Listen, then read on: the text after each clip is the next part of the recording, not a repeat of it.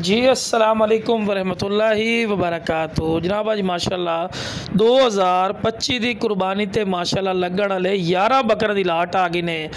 उम्र भी बिरा 8 महीने इन्हां दी उम्र, ये 10 महीने उम्र वाले भी बकरे ने पै बिरा। तो बड़े दोस्तों की फरमाइश हुई कि फौजी भाई यार वड्डे बकरे लिया दो जेड़े भी अगे पलाई करिए ना तो अच्छी प्रॉफिट देवन। तो अज ना वैरायटी मुनासिब उसने तो इंशाअल्लाह अल्लाह खैर कीते जे अगर अच्छी संभाल कर सो ना बिरा 10 लाख रुपये प्रॉफिट की आराम नाल तुसीं लै सकदे ने इन्हां बकरां दे विचों अगर अच्छी संभाल और अच्छी ग्रोथ कर सो। क्योंकि तुहानूं ही पता है नस्ली चीज़ जिहड़ी हुंदी ना उहदा वजन भी चंगा हुंदा। अगर ये बकरे अच्छी संभाल की 100 किलो के बकरे बन गए ना तो इंशाअल्लाह 1.5 लाख 2 लाख का आराम नाल बकरा सेल होंदा है पिया मार्केट दे विच। अगर खुराक अच्छी ना देसो बिरा तो बकरा की वजन करना, खाक करना, कुछ भी नहीं करना। लेकिन खुराक देवनी पौसी इंशाअल्लाह खुराक भी थोड़ी निकल उसी और फिर भी माशाअल्लाह आराम नाल अच्छी खासी प्रॉफिट हो सी।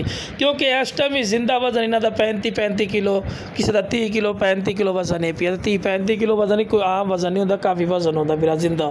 ठीक है ना बिरा। बाकी जनाब डिमांड ही मुनासिब हो सी, कोई ज़्यादा डिमांड नहीं होती बिरा। हकीकती गल है जे फार्मर जिमें बिरा होंगे ना या साढ़े जिन्ना अयाली बिरा या मंडी के दौरानिया होंगे तो जिमें बकरे खलोते ना बिरा घटो घट 55 हज़ार 60 हज़ार रुपया आराम नाल डिमांड करते हैं। क्योंकि बिरा तो नहीं पता है कि महंगाई दिन पर दिन बड़ी इंक्रीज़ हो चुकी, काफ़ी ज़्यादा हो चुकी है। तो इस दफ़ा भी वेख लेना कि बकरा काफ़ी शार्ट भी होना है पिया। इंशाअल्लाह जो बिरा पूरी लाट ली सी ना ये नहीं कि मैं वेचण की कर रही है, इंशाअल्लाह अल्लाह खैर कीते साढ़े तो मंडी सेल हो जाता। लेकिन असी ये तुहानूं दस रहे हैं कि जो बिरा लई सी अच्छी संभाल कर सी इंशाअल्लाह अल्लाह के फजल करम नाल उन्होंने अच्छी प्रॉफिट भी हो सी और इंशाअल्लाह दे बेनीफिट भी काफ़ी ज़्यादा हो सी।